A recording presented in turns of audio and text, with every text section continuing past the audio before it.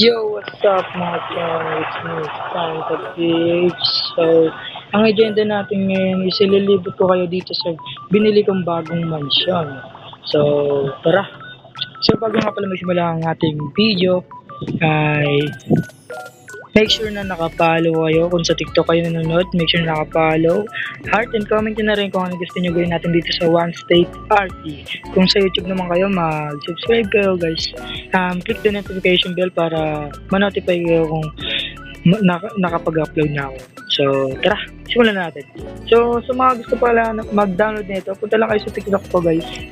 Sa pin post nun, and doon yung tutorial kung paano i-download. So, tara. Ayun nga pala yung bago kong biling kotse guys. Ayan mahangos eh. Kinulayan ko pa yan guys. So, tara guys. Dito muna tayo sa labas sa outside. Dito muna tayo. May ano pa tayo dito. Tapos dito naman sa taas guys.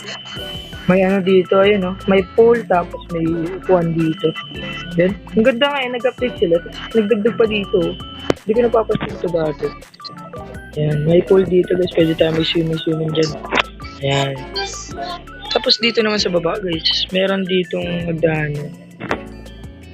Ayan. Tapos dito, ay na-chat. Tapos dito, meron dito tambayan guys. Palamig ko yun, kung magpapalamig ko, mapapahangin yun. Dito lang kayo pupunta guys. Tapos dito tayo sa may loob. Ayun, parking lot. Loob tayo guys. Ayan. Ito naman sa loob guys, maganda-ganda naman. Okay naman yung texture niya, tapos parang realistic na bahay naman. So, tignan nyo, may TV, may sala, tapos ayun, may painitan na pakuluan. Tapos dito may kainan guys.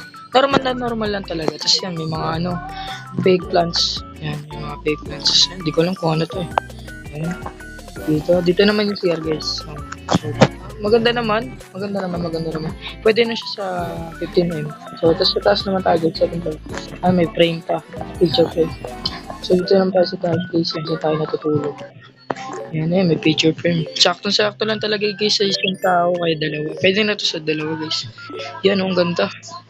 Tapos dito may TV po. Pwede kayo manood. Tapos, nag-season nga pala guys. Magkakaupuan na pala. Nung pwede na umupo sa sa upuan.